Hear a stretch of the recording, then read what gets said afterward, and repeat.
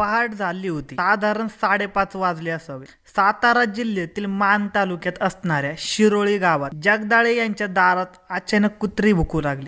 पहाटे जाग आलेल्या रामचंद्र जगदाळे यांना कुत्रे भोकण्याचा आवाज ऐकू आला. त्यांना हे भुकणे विचित्रच वाटले. घराच्या अंगणात त्यांचा मुलगा दादा हा झोपला होता, म्हणून ते बाहेर आले असता त्यांना 4 ते 5 लोक पळून जाताना दिसले.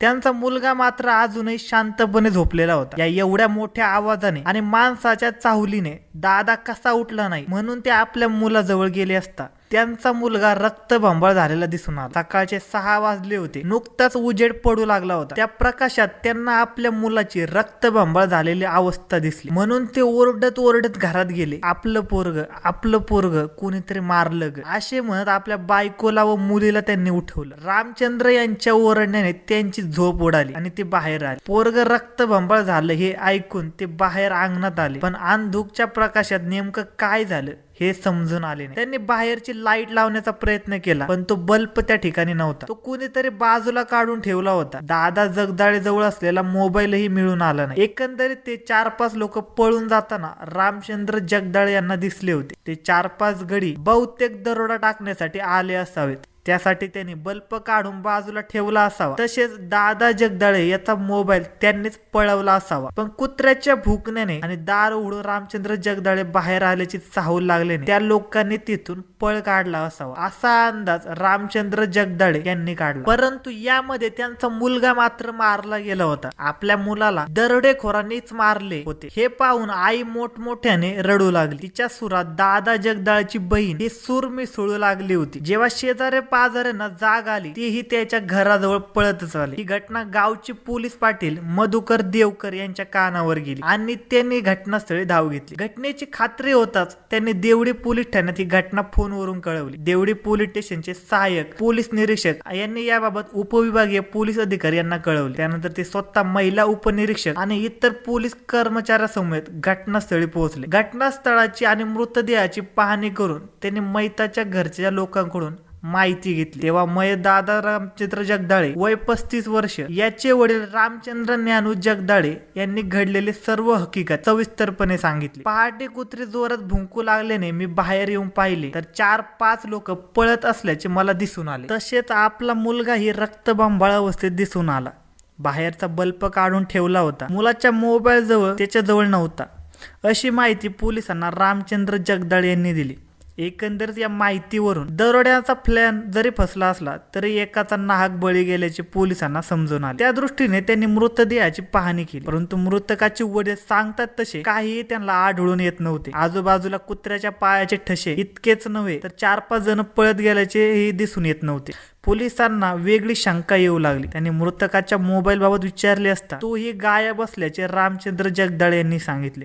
पण सहाय्यक पोलीस निरीक्षक याच्या डोक्यात आलेली शंका त्यांना गप्प बसू देत नव्हती. त्यांनी घरात जाऊन तपासणी करण्याचे ठरविले. सूचना देत सहाय्यक पोलीस निरीक्षक यांच्यासह पोलीस पथक घरात गेले आणि घरात शोधाशोध सुरू करू लागले. दरम्यान पोलीस घरात काय शोधत आहेत असे एकमेकांना खुनीने विचारत घरातील लोक एकमेकांकडे बघत होते. तेवढ्यात एक मोबाईल घेऊन सहाय्यक पोलीस निरीक्षक आपल्या पथकासह बाहेर आले. त्यांना दादा जगदाळेचा मोबाईल सापडला होता. तो मोबाईल स्टीलच्या डब्यात असलेल्या धान्यामध्ये अर्धवट पुरलेला होता. त्याला काही रक्त लागलेले होते. पोलिसांनी तो जप्त करत आजूबाजूलाही पाहणी करायला सुरुवात केली. गुरांच्या गोठ्यात पाहिले असता तिथे गुरांना बांधायची दोरी आढळून आली.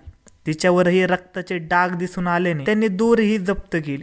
त्यानंतर सहाय्यक पोलीस निरीक्षक हे जगदाळे कुटुंबियाकडे वळले. नेमकं काय झालं होतं हे तुम्ही सांगा आणि जे काय घडलं तेच सांगा. बनवा बनवी करू नका. अहो साहेब, बनवा बनवी कसली, जे घडले तेच सांगितले तुम्हाला, असे रामचंद्र जगदाळे म्हणाले. तेव्हा त्यांच्या कुटुंबियांनी त्यांच्या सुरात सूर मिसळला. ठीक आहे, खरं सांगताना मग चला पोलीस स्टेशन मध्ये, तुमचा जबाब पाहिजे आम्हाला, असे म्हणत साऱ्या कुटुंबाला ताब्यात घेत पोलीस देवडी पोलीस स्टेशन मध्ये पोहोचले. पोलीस स्टेशन मध्ये आल्यावर प्रत्येकाला घटनेबाबत विचारले.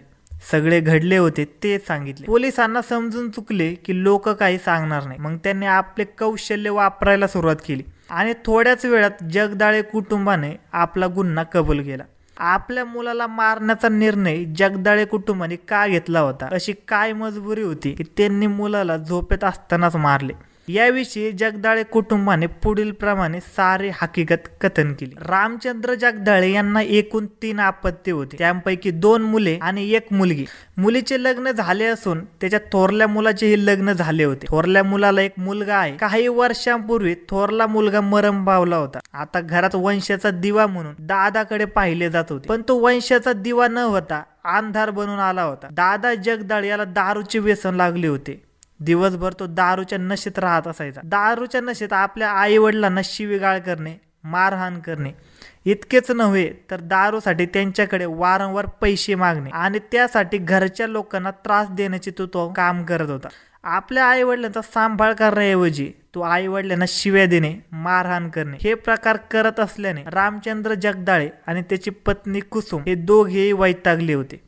इतकेच नव्हे तर त्याची आपल्या वहिनीवर देखील वाईट नजर होती। तिच्या चारित्र्यावर संशय घेऊन तिलाही तो शिवेगाळ करत होता। तो तिला आणि तिच्या मुलाला मारून टाकण्याची धमकी देत होता। दादा जगदाळे याच्या या वागण्याला सारे कुटुंब वैतागले होते। शिरवली गावची यात्रा जवळ आल्याने रामचंद्र जगदाळे यांची मुलगी शैला सचिन जाधव माहेरी आली होती। तिच्या भावाचे कारनामे तिला माहितच होते। त्यावेळी सगळ्यांनी संमतीने एक कट रचला। दादा जगदाळेचा त्रास कायमचा संपून टाकायचा असे त्यांनी ठरवले। या कटामध्ये त्यांनी मोठ्या मुलाच्या अल्पवयीन मुलालाही सामील करून घेतले। दारूच्या नशेत दादा जगदाळे चांगला झोपला होता। त्याला गाढ झोप लागल्याचे पाहून एक दगड त्याच्या डोक्यातच घातला। त्यानंतरही दादा जगदाळे जिवंतच होता। त्याला रक्त येण्या इतपत जखम झाली होती। त्या अवस्थेत तो प्रतिकार करू लागल्याने त्यांनी त्याचे हात धरून ठेवले आणि जनावराला बांधायच्या दोरीने त्याचा गळा आवळला। त्यात तो मरण पावला। अवघ्या 2 तासातच पोलिसांनी घटनेचा उलगडा केला होता। देवडी पोलीस ठाण्यात दादा रामचंद्र जगदाळे याच्या मृत्यू प्रकरणी कलम 302 गुन्हा नोंद करण्यात आला। आरोपी वडील रामचंद्र ज्ञानू जगदाळे, आई कुसुम रामचंद्र जगदाळे, बहीण शैला सचिन जाधव तसेच मैताचा अल्पवयीन पुतण्या यांच्या विरुद्ध गुन्हा नोंदवण्यात आला। या सर्वांना सर्वोच्च न्यायालय व मानवी हक्क आयोग यांच्या मार्गदर्शक तत्वाचे पालन करून त्यांना न्यायालयासमोर हजर करण्यात आले। सध्या या संशयित आरोपी न्यायालयीन कोठडीत असून अल्पवयीन मुलगा हा बाल सुधारक कारागृहात आहे। धन्यवाद मित्रांनो, अशाच नवनवीन मराठी क्राईम स्टोरीज ऐकण्यासाठी आजच आपला YouTube चॅनल क्राईम कट्टा याला सबस्क्राईब करा आणि या घटनेबद्दल तुम्हाला काय वाटते ते आम्हाला कमेंट सेक्शन मध्ये नक्की कळवा। धन्यवाद।